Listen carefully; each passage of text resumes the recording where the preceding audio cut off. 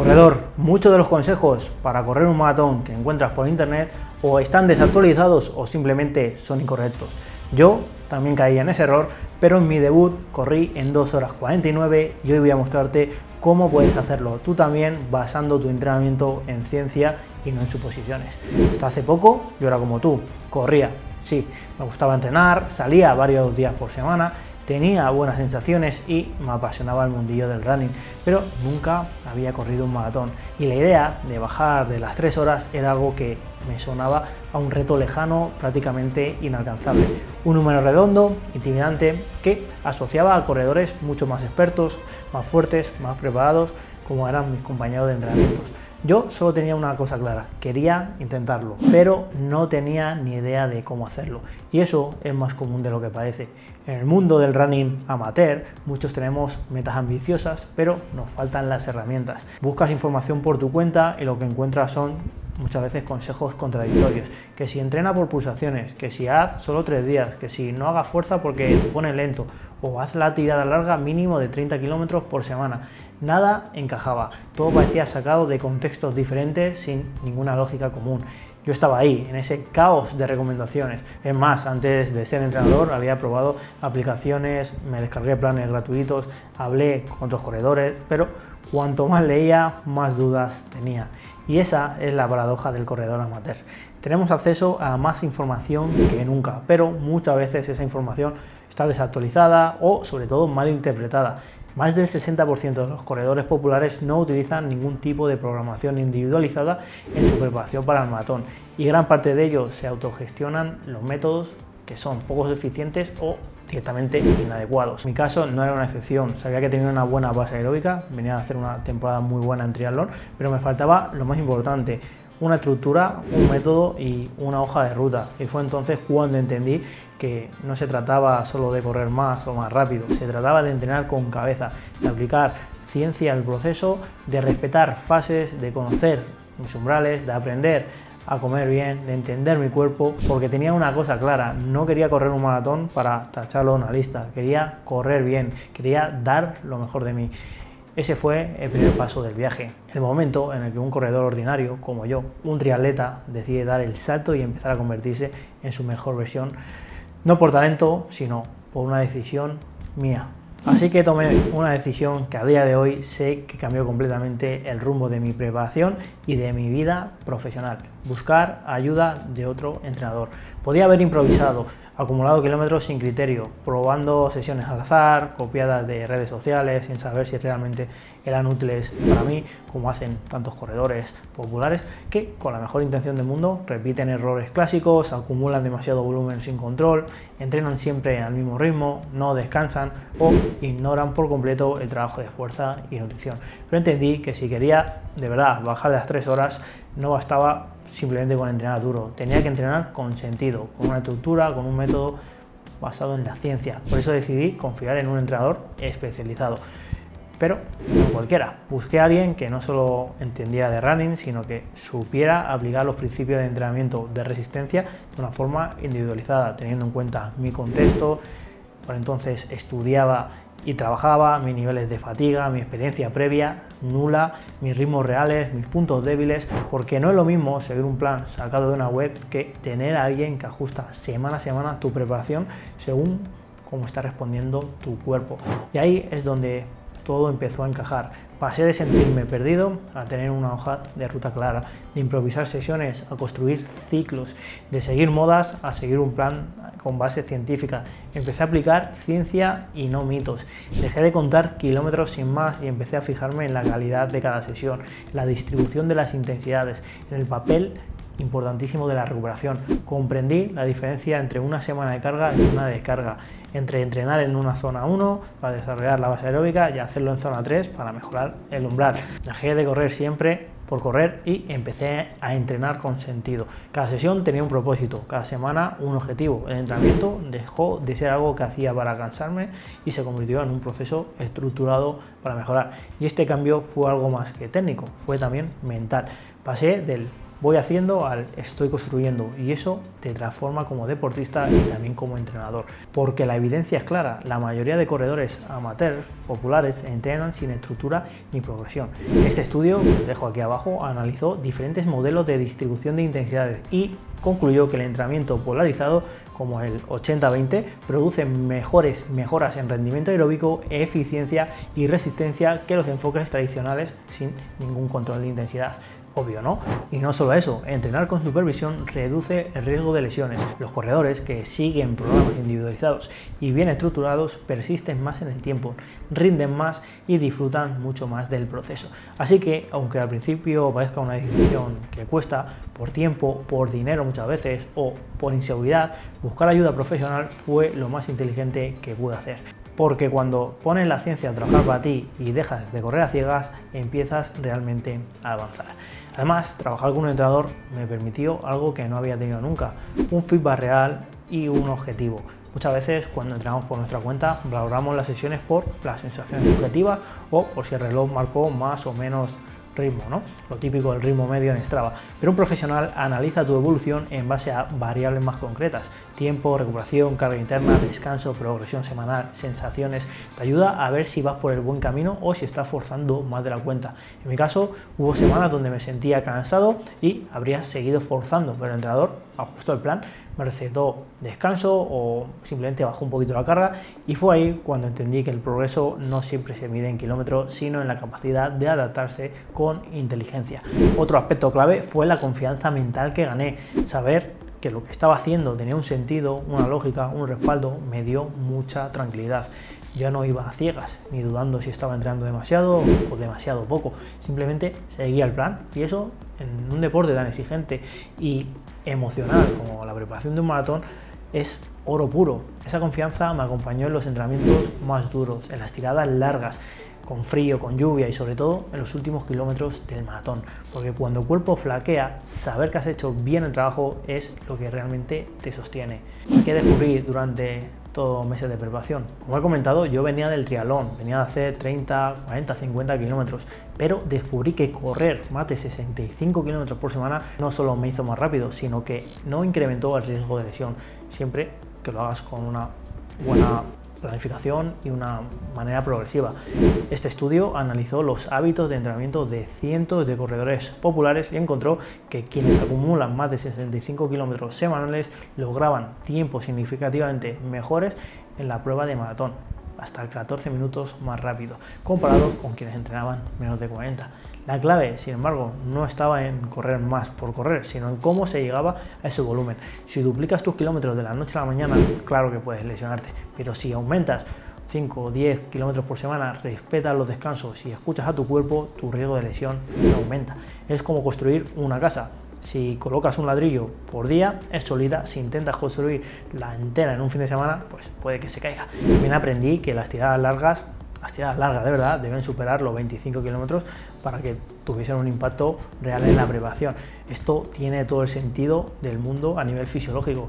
El maratón es una prueba de resistencia aeróbica prolongada y tu cuerpo necesita acostumbrarse ya no solo al esfuerzo, sino también a agotar y a reponer sus reservas de glucógeno, a gestionar el impacto acumulado en los músculos y en las articulaciones y a sostener la concentración durante horas. Correr solo 18 o 20 kilómetros como máximo se queda un poquito corto. No prepara tu cuerpo y tampoco te va a preparar mentalmente para el desafío que es correr 42 kilómetros seguidos. Pero lo más revelador para mí fue entender que el entrenamiento de maratón no se trataba solo de acumular volumen. De hecho, muchos corredores con un alto kilometraje no mejoran si siempre entrenan al mismo ritmo. La clave está en saber cómo distribuir las intensidades, qué porcentaje de tu semana dedicar a los rodajes suaves, a los ritmos umbral, a trabajos de alta intensidad y, lo más importante, cuándo hacer cada tipo de trabajo dentro de cada ciclo de preparación. Por ejemplo, en la fase de base, el 80% de tu entrenamiento pues debería ser suave para construir una buena base aeróbica sólida y evitar fatiga crónica. En la fase de construcción puedes empezar a trabajar el ritmo de carrera y el umbral, porque ahí es donde ocurren gran parte de las adaptaciones más específicas. Y en la fase de competición, ahí es donde afinas con las sesiones a ritmo de carrera, cuidando bien el volumen, etc. Es como preparar una receta compleja. No se trata solo de la cantidad de ingredientes, sino del orden, la proporción y el momento en el que los agregas. Y eso es lo que transforma cualquier entrenamiento en un entrenamiento bueno e inteligente. También comprendí que no se trata de hacer kilómetros por hacer, sino de darle a cada tipo de sesión su espacio y su función. Por ejemplo, el rodaje suave, ese entrenamiento que muchos menosprecian por ser lento y aburrido, es una de las herramientas más poderosas para mejorar la capacidad aeróbica, para aumentar la densidad mitocondrial y fomentar la oxidación de grasas. Cuando el 80% de tus sesiones se hacen a baja intensidad, no solo mejoras tu resistencia, también reduces la fatiga acumulada y puedes rendir luego más en sesiones posteriores de alta intensidad. Además, entrenar con tiradas largas no es solo cuestión de aguantar más tiempo corriendo, es una escuela mental. Son las sesiones donde aprendes a gestionar la incomodidad, a detectar pequeños signos de deshidratación, a ajustar tu estrategia de alimentación sobre la marcha. Yo recuerdo que eran en esas tiradas largas donde ensayaba la ingesta de geles, los ritmos del maratón, incluso el tipo de calcetines que iba a llevar, las zapatillas y la hidratación exacta que quería tomar. Como decimos en el grupo de entrenamiento, la maratón se entrena los domingos. Y por último, también entendí que un plan realmente efectivo no es aquel que te revienta cada semana, sino el que te permite acumular adaptaciones sin romperte.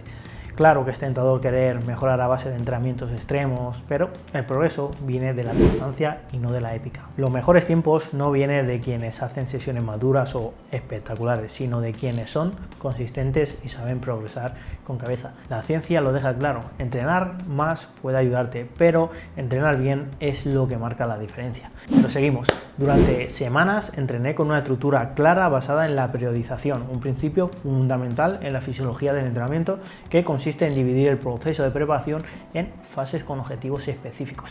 Esto evita el estancamiento y permite llegar al día de la maratón en el pico exacto de forma. Seguí un modelo de 4 fases. Una fase de base, aquí el objetivo era desarrollar la capacidad aeróbica general, corría mayormente en zona 1, por debajo del umbral aeróbico, donde el cuerpo aprende a usar las grasas como fuente de energía y se desarrollan las adaptaciones clave, mayor densidad capilar, más mitocondrias, mejor eficiencia del sistema cardiovascular. El 80% de mis kilómetros semanales estaban en esta zona. Luego, en la fase de preparación, ya introduje más trabajo en zona 2 y sesiones a ritmo de maratón. El objetivo era acercarme al umbral funcional, mejorando la tolerancia al lactato y la eficiencia en la zona específica de competición. Aquí también comencé a trabajar series largas, con control del ritmo, con la recuperación justa para simular las condiciones que me iba a encontrar luego en la carrera. Y en la fase de competición bajé el volumen, pero fui manteniendo la intensidad. Entrenamientos más cortos, menos acumulación de fatiga, más énfasis en la economía de carrera y en repetir el ritmo objetivo con precisión. Y para acabar, la fase de descarga en las 2-3 últimas semanas previas a la carrera reduje el volumen gradualmente hasta un 60%, pero mantuve la intensidad. Esto ayudó a eliminar la fatiga acumulada sin perder las adaptaciones que habíamos conseguido, lo que en fisiología se conoce como tapering y que se ha demostrado que es clave para mejorar el rendimiento luego el día de la carrera. Como he comentado, seguí una distribución de intensidades polarizada, tipo 80-20, es decir, el 80% de entrenamiento fue a intensidades bajas y un 20% de intensidades medias y altas. Este patrón, ampliamente documentado en deportistas de resistencia, élites y populares, permite mejorar sin acumular un exceso de fatiga. Fue en esta etapa cuando empecé a incorporar el entrenamiento de fuerza en mis entrenamientos, especialmente ejercicios como sentadilla, hip thrust, peso muerto unipodal, siempre con cargas medias, 50-70% de la 1RM, con pocas repeticiones. Este trabajo de fuerza lo que hace es mejorar la rigidez tendinosa y la economía de carrera, lo que significa gastar menos energía para correr al mismo ritmo, algo esencial en el maratón. En cuanto a la nutrición, la preparé como si fuera una parte más del entrenamiento. Practiqué la ingesta de carbohidratos en una proporción 1:0,8, que eran los inicios de esta proporción. Esta combinación permite utilizar 2 transportadores intestinales distintos y llegué a alcanzar más de 90 gramos hora sin tener molestias gastrointestinales. Recuerdo también que utilicé cafeína, 200 miligramos cada hora y media. La verdad es que no dejé en nada al azar. Recuerdo hacer simulacros, testé mi ritmo varias veces en varios entrenamientos clave y en competiciones. Vamos, como un reloj suizo. Sesiones clave bien espaciadas, descanso, una buena planificación nutricional, desde el desayuno hasta el último gel de cada tirada larga. Este fue mi verdadero campo de batalla antes del día del maratón, y aquí es donde se fraguó que iba a bajar de las 2 horas 50. Y nada, llegó el día del maratón, Valencia 2019, esa mañana, más que nervios, sentía una calma extraña. No era confianza ciega, sino la tranquilidad que da haber hecho todo el trabajo correctamente. Cada semana de entrenamiento, cada tirada larga, cada sesión de fuerza, cada planificación de la nutrición, todo lo que había hecho me había preparado para este momento. Era el día de ponerlo en práctica y no de improvisar. Ese es un consejo que doy a todos mis corredores. En la carrera decidí correr con una estrategia de ritmo uniforme, mantener el ritmo de 4 por kilómetro de principio a fin, ni más ni menos. Una estrategia simple en el papel, pero tremendamente exigente luego en la práctica, porque mantener un ritmo constante durante 42 kilómetros implica muchísimo autocontrol, muchísima experiencia y sobre todo mucha cabeza.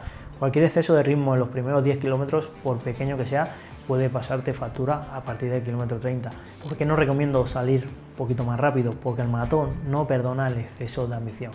Según un análisis de más de 1,7 millones de resultados en maratón, los corredores que mantienen un ritmo estable o incluso ligeramente negativo obtienen mejores resultados, mejores tiempos y sufren menos caídas de rendimiento en la segunda mitad del maratón. Así que el ritmo uniforme no es conservador, es inteligente y es una de las señas de identidad de los mejores maratonianos. Tanto élites como populares están bien preparados. Así que eso fue lo que hice. Desde el primer kilómetro marqué el ritmo con precisión, una respiración controlada, una zancada económica, atención plena a las sensaciones. Cada parcial era un chequeo: 401, 400, 357, una pulsación de más. Mi cuerpo sabía exactamente lo que tenía que hacer. Lo había ensayado en los entrenamientos largos, en los controlados de 16 kilómetros, con el mismo ritmo, misma nutrición, misma estrategia mental. Ya no había dudas, había memoria muscular. El paso por el medio maratón fue casi automático, no sentía que volaba, pero tampoco que sufría. Solo estaba corriendo como había entrenado, a un ritmo constante, eficiente, tranquilo, fácil y suelto, y eso es lo que lo cambia todo, porque el maratón no se gana en los primeros 10 kilómetros, se gana en los 12 últimos. A medida que pasaban los kilómetros empecé a notar la diferencia. Donde otros empezaban a perder velocidad, yo seguía sumando parciales calcados. Donde aparecía el muro, yo ya había construido la escalera. Y así, sin alteraciones, sin drama, sin mirar el reloj, con desesperación, crucé la meta en 2 horas 49 en mi primer intento. Y lo más curioso fue que en medio de una prueba tan larga y exigente no hubo drama. No hubo momento de crisis, ni de pulsaciones disparadas, ni de tener que negociar con mi cabeza para no parar. No había muro, todo estaba ya entrenado. Las sensaciones musculares, la gestión del esfuerzo, la alimentación medida al minuto, al kilómetro, porque en este tipo de carreras, con tanta gente, el entorno a veces te desorganiza. La animación, los parciales, la gente que se acelera al inicio. Tener una estrategia te mantiene centrado, no corres con el ego, corres con inteligencia. De hecho, el control del ritmo no es una decisión táctica, también es una forma de cuidar tu fisiología. Al mantener un paso, un ritmo constante, tu cuerpo se mantiene en un equilibrio energético más eficiente. Usas mejor los depósitos de glucógeno, evitas los picos del lactato, retrasas el punto donde la fatiga empieza a atacar el sistema nervioso central. Y cuando ves que otros corredores te pasan al principio y luego les adelantas tú al final, entiendes que el verdadero ritmo ganador es el que puedes sostener y no el que impresiona en los primeros 10 kilómetros. Eso sí, recuerdo que al cruzar la meta estaba emocionado, pero no fue una explosión. Hubo paz, satisfacción profunda. Había logrado algo mucho más que un tiempo en el reloj. Había ejecutado una estrategia pensada, trabajada durante meses y validada el día de la carrera. El sub 2 horas 50 fue solo el resultado visible. Lo realmente importante fue llegar entero, saber que todo el proceso, entrenamiento, nutrición, fuerza, descanso, cabeza, habían funcionado como un engranaje perfecto. No me lesioné, no reventé, no tuve dudas, solo tuve certeza y una sonrisa, porque cuando confías en tu preparación y la ejecutas con cabeza, la maratón deja de ser una amenaza y se convierte en una celebración. Lo que aprendí fue simple, pero tremendamente poderoso. Sin una guía estructurada habría fracasado, y no por falta de ganas, ni de disciplina, ni de sacrificio, sino porque en el mundo del maratón la motivación sin dirección es como remar sin brújula. Puedes acabar exhausto habiéndolo dado todo, pero completamente desviado de tu objetivo. Habría entrenado mal seguramente, a lo mejor demasiado algunos días, había forzado más de la cuenta hasta lesionarme, o al revés, demasiado poco otros días sin provocar las adaptaciones que mi cuerpo necesitaba. Algo muy común entre corredores populares que entrenan a ojo, que repiten rodajes similares 3-4 veces por semana con la vaga esperanza de que el cuerpo ya se irá adaptando solo. Pero no funciona así. El rendimiento se construye con estructura y sin ella es fácil caer en la trampa del estancamiento o peor aún del sobreentrenamiento. Habrá ingerido mucho menos carbohidratos, como tantos. Habría creído que la nutrición es solo un complemento y no una parte central del rendimiento. Tal vez habría improvisado un gel al azar el día de la carrera sin saber cómo me sentaría. Pero entrenar la nutrición, la tolerancia digestiva, los protocolos de hidratación, la carga de carbohidratos es igual de importante que las series o las tiradas largas. Porque no basta con saber cuántos gramos de carbohidratos necesitas por hora. Hay que entrenar al intestino para que pueda tolerarlo sin problema y eso no se improvisa el día del maratón y muy probablemente habría abandonado o terminado lesionado. Porque sin un plan claro, sin progresión lógica, es fácil caer en errores de carga. Pasar de correr 30-60 km por semana en tan solo 15 días, a hacer una tirada larga demasiado pronto o no respetar la fase de descarga previa a la carrera. Los aumentos bruscos en la carga de entrenamiento están directamente relacionados con el riesgo de lesión por sobreuso. Y lo peor es que muchas veces ni te das cuenta de que lo estás haciendo mal hasta que el cuerpo dice basta. Lo que lo cambió todo fue el enfoque estratégico, entrenar por fases, con objetivos bien definidos en cada etapa, alternar intensidades para estimular distintos sistemas fisiológicos, cuidar la recuperación y afinar la nutrición con evidencia científica, no con ocurrencias. No fui más talentoso que otros, no entrené más horas que otros, simplemente entrené bien y como tenía que hacerlo. Y ese fue mi gran aprendizaje. El método te protege, te guía y te hace rendir. Me permitió correr rápido. Sí, pero sobre todo me permitió hacerlo con la cabeza clara, sin miedo y disfrutando del proceso, porque no hay mayor satisfacción que llegar a la línea de salida sabiendo que hiciste todo lo que estaba en tus manos y que lo hiciste correctamente. Y esa es la lección que me gustaría dejarte. El talento suma, pero el método multiplica. Entrenar con cabeza no solo te lleva más lejos, te lleva entero. También entendí que la estructura no te limita, te libera. Muchos corredores ven el entrenamiento planificado como algo rígido, como una camisa de fuerza que les quita la libertad de salir a correr por sensaciones. Pero ocurre justo todo lo contrario. Cuando sabes lo que toca, cuándo, por qué, no malgastas energía decidiendo, no dudas si estás entrenando demasiado o demasiado poco, simplemente ejecutas. Y esa claridad mental es un alivio enorme, sobre todo los días de fatiga o de duda. No se trata de que todo sea perfecto. Durante el proceso hubo semanas en las que me sentí agotado, días donde no salieron los ritmos, sesiones donde la cabeza quería rendirse, pero al tener un plan estructurado sabía que esas oscilaciones formaban parte del proceso, que el cuerpo necesita tiempo para supercompensar, adaptarse, afilarse. Los mayores beneficios de rendimiento en deporte de resistencia se logran cuando el tapering, la fase final de descarga, se aplica correctamente con una reducción progresiva del volumen sin perder la intensidad. Esa es la diferencia entre llegar cansado y llegar fino, y por eso digo que el método no solo te lleva más lejos físicamente, también te transforma como persona, te hace ser más constante, más disciplinado, más consciente de lo que haces. Pasas de correr porque toca a correr con un propósito, y cuando cruzas esa meta no solo celebras un tiempo, celebras un cambio profundo, porque ya te digo que una buena planificación no solo construye un maratoniano, construye carácter. Así que si de verdad quieres saber cómo planificar tu entrenamiento, tu nutrición, tu estrategia de carrera con criterio, sin depender de fórmulas genéricas, tienes que ver el siguiente vídeo que te dejo aquí arriba. En él te voy a guiar paso a paso para que puedas construir tu propio plan de entrenamiento adaptado a tu nivel, tu experiencia y tus objetivos. No se trata de copiar un PDF que encontraste en internet, se trata de entender el porqué de cada fase de entrenamiento, de cómo distribuir las intensidades, qué tipo de tiradas necesitas y cómo encajar el entrenamiento de fuerza y el descanso en tu semana. Así que si te interesa dar un paso más, si quieres dejar de improvisar y empezar a entrenar con cabeza, te animo a que te suscribas al canal, que actives la campanita, porque quizás el siguiente vídeo pueda ser lo que marca la diferencia entre terminar tu próximo maratón o correrla bien. Así que nada, nos vemos en el próximo vídeo. Hasta luego.